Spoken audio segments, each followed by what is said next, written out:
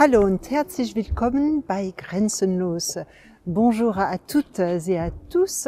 Je suis très heureuse de vous retrouver dans notre émission transfrontalière. Alors en ce mois de décembre, Noël approche avec ses décorations, ses marchés, ses contes pour enfants.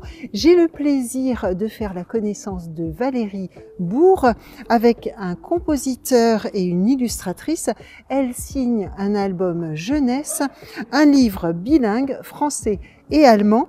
Avant de m'entretenir avec elle, on regarde le sommaire. Présentation de l'univers de Valérie Bourg, un univers rempli de mots et de notes de musique. Nous écouterons une chanson extraite de son livre. Une maison un peu particulière à Finningen nous dévoilera ses secrets. Notre rendez-vous interculturel ce mois-ci se penche sur le petit déjeuner, un même terme pour deux réalités assez différentes en France et en Allemagne. Et pour finir, nous irons faire un tour du côté du parc archéologique européen de Bliesbrück-Rheinheim.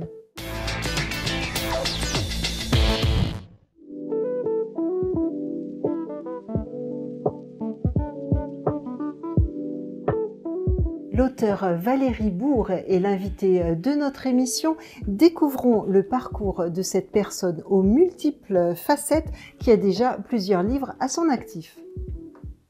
Zu Gast ist in diesem Monat die Autorin Valérie Bourg, 1974 in Forbach geboren. 1996 begann sie beim Radiosender France Inter als Telefonistin und war dort bis zu ihrer Rückkehr nach Stiring-Wendel im Jahr 2017 Sendeleiterin. Schon immer interessierte sie sich leidenschaftlich fürs Schreiben. Als sie ihren Mann Sébastien kennenlernte, beschloss sie endgültig damit anzufangen und veröffentlichte 2015 ihr erstes Buch, eine ökologische Musikgeschichte. Weitere 8 Werke für junges Publikum folgten, darunter die Abenteuer von Tati Jambon, die auf der Bühne von der Sängerin Marion James dargestellt wird. Viens faire un mimi à Tati Jambon. 2022 richtet sie sich an ein älteres Publikum, indem sie für die Sammlung Interieur Queer 5 von 18 Kurzgeschichten zugunsten des Vereins SOS Homophobie schreibt.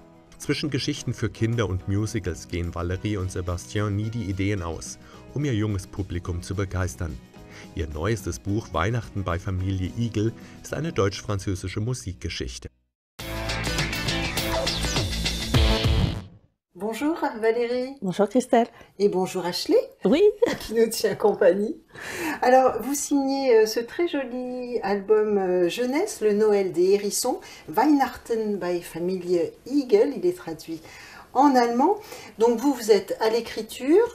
Ensuite, il y a une illustratrice. Oui, qui s'appelle Ina Okotnik, qui est ukrainienne, qu'on n'a jamais rencontrée d'ailleurs. On travaille à distance. D'accord. Et un compositeur. Oui. Sébastien Buffet. Voilà, qui est aussi votre compagnon. Oui, on peut le dire. On peut le dire. Et qu'est-ce qu'il raconte, cet album? Alors, c'est une histoire, c'est une petite famille de hérissons dont les parents sont hyper protecteurs. Et toute la journée, tout le temps, ils vont leur dire « méfiez-vous de ci, méfiez-vous de ça, faites attention à tout ». Et puis, c'est très épuisant pour eux de se méfier constamment. Donc, venu le moment d'hiberner, ils y vont volontiers parce que vraiment ils sont fatigués de se méfier de tout. Et quand ils vont se réveiller au printemps, ils vont se rendre compte que tous les animaux, tous les gens dont ils ont appris à se méfier leur ont fait une belle surprise. Ils leur ont organisé un Noël pour les hérissons. Donc ils n'ont pas pu le vivre en décembre parce qu'ils hibernaient. Donc c'est un livre sur les apparences. Voilà, on peut se méfier de plein de choses, mais surtout des apparences. D'accord. Pourquoi vous avez souhaité qu'il soit traduit en allemand?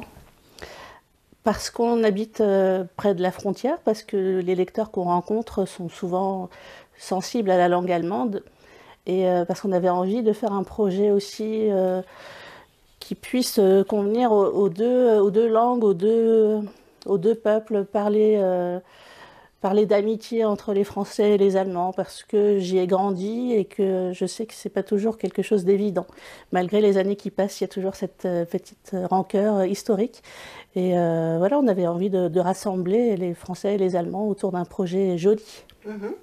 Je voyais que l'Office franco-allemand de la jeunesse vous soutient. Il y a aussi le lycée franco-allemand de Saarbrück qui a participé? Voilà, c'est une classe de 5e en fait qui a fait la traduction avec leur professeur. Et l'impression se fait en Allemagne, l'écriture, l'enregistrement en France. La partie audio allemande a été enregistrée par Susanne Wax qui est allemande. Donc voilà, c'est vraiment un travail commun. Alors, ce livre, il ne se limite pas à un livre, il est aussi une chanson, même plusieurs chansons. Grâce au QR code, on peut accéder à ces chansons et nous avons aujourd'hui le plaisir d'écouter de l'une d'entre elles avec Sébastien Buffet. Merci Sébastien. Je vais vous interpréter le Noël des hérissons. Mon petit hérisson, fais bien attention, regarde autour de toi, la vie est surprenante parfois. Mein kleines Igelein muss vorsichtig sein, guck dich herum, das Leben ist ne Überraschung. La famille traverse les années, automne, hiver, printemps, été. Quand il fait froid, ils vont dormir. Quand il fait chaud, ils peuvent sortir. Mon petit hérisson, fais bien attention, regarde autour de toi, la vie est surprenante parfois. Mein kleines Igelein muss vorsichtig sein, guck dich herum, das Leben ist ne Überraschung. Le dos recouvert de piquants, ils ne sont pourtant pas méchants. Tout le monde craint la différence et préfère prendre ses distances. Les hérissons sont nos amis, ils sont discrets, ils sont gentils, ils sont utiles aux jardiniers et ils prennent soin du potager. La la la la, la la la la la la, la la la la la la, la la la la. À toi qui vas les protéger, leur éviter tous les dangers. Les hérissons diront merci, et notre belle planète aussi.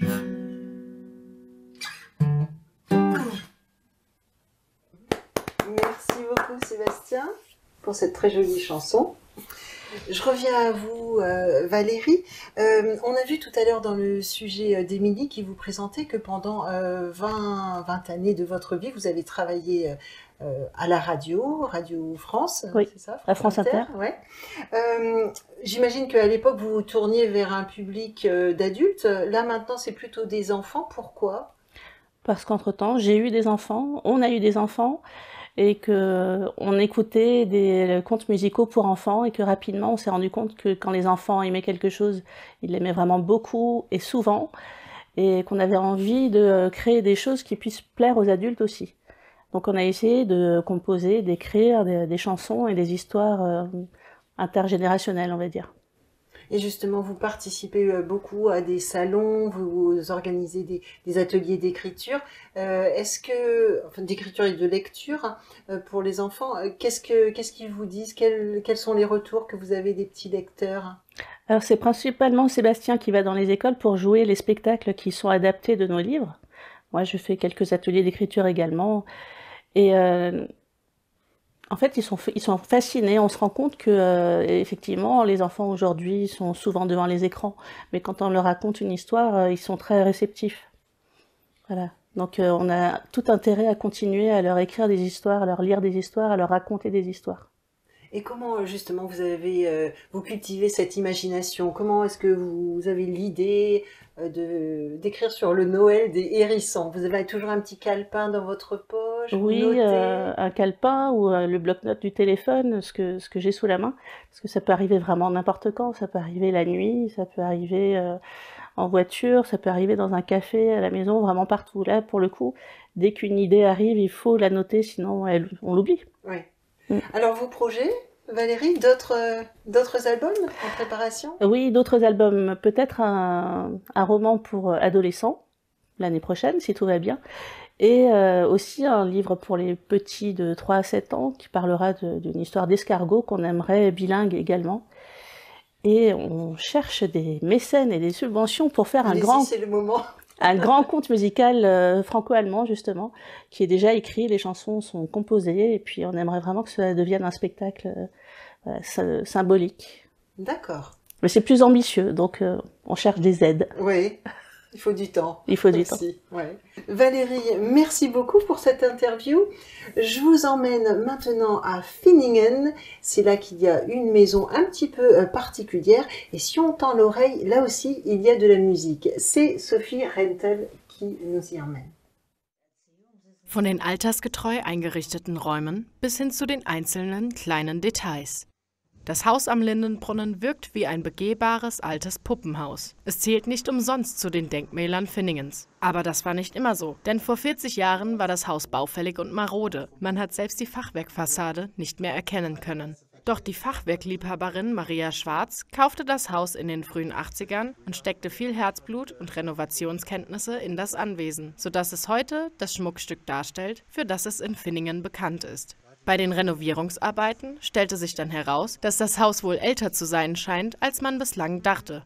Das Haus war in einem sehr maroden Zustand. Die Bausubstanz wurde dann untersucht, ob es erhaltenswert ist. Und dann wurde der Antrag Anfang der 90er Jahre beim Denkmalamt gestellt. Die sind dann auch hergekommen, dann wurden Altersbestimmungen gemacht von den Balken und daraufhin wurde festgelegt, dass das Haus wirklich von 1717 ist, dass es in einem sehr guten Zustand ist, also von der Bausubstanz, nach außen hat es nicht so gewirkt und dass es sich dann lohnt, das zu renovieren. Und daraufhin wurden auch Gelder bewilligt für die Renovierung und so viel Eigenkapital musste sichergestellt werden. Und dann wurde das Haus unter Denkmalschutz gestellt und die Renovierung ging dann auch los. Nach den Renovierungsarbeiten wurde das Haus für viele Veranstaltungen und Konzerte deutscher und französischer Künstler genutzt.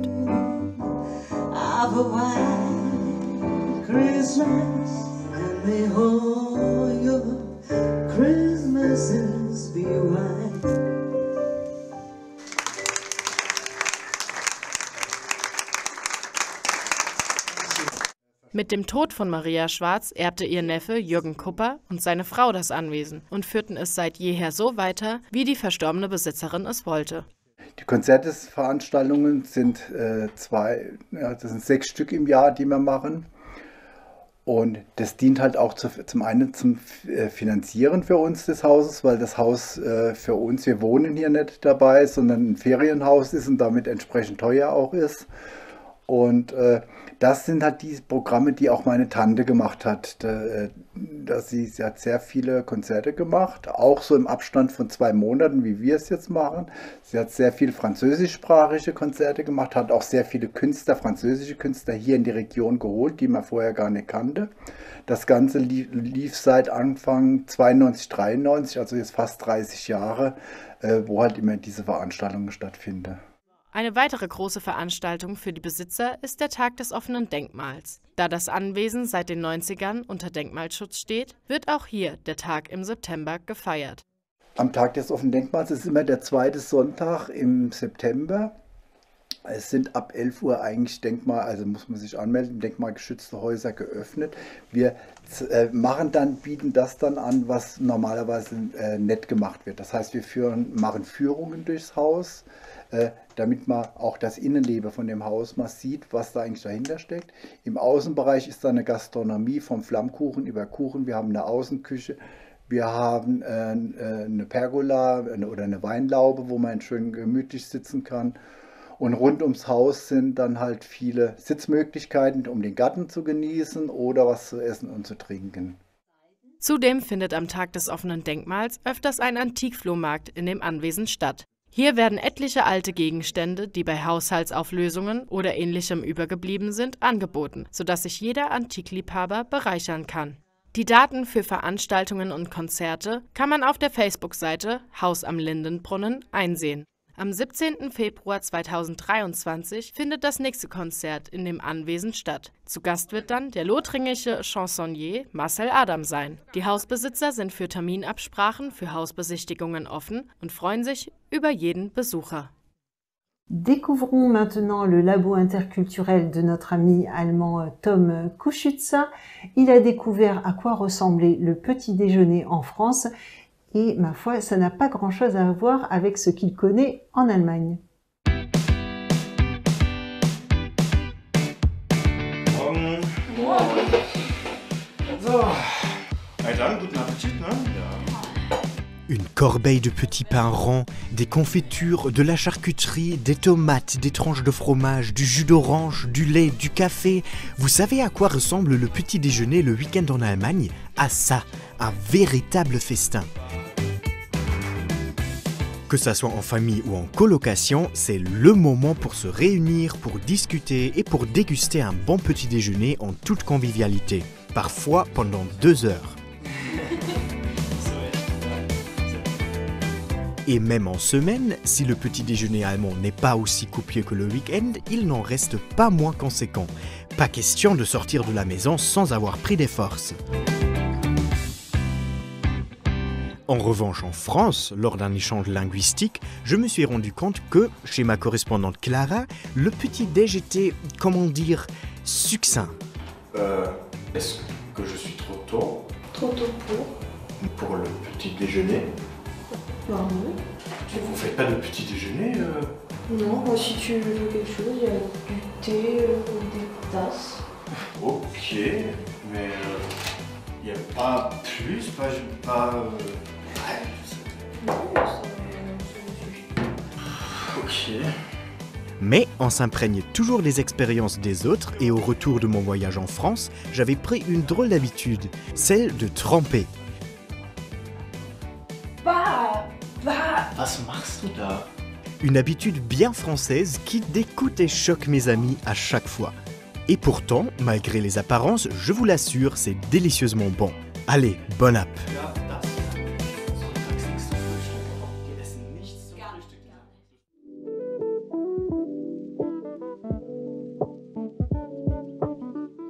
Nous allons à présent faire un plongeon dans le passé avec des recherches archéologiques autour du parc européen de Bliesbrück-Rheinheim.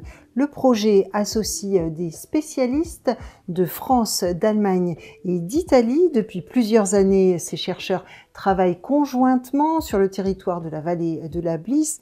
Des premiers résultats ont été présentés et Marie-Morgane Pires y était pour nous.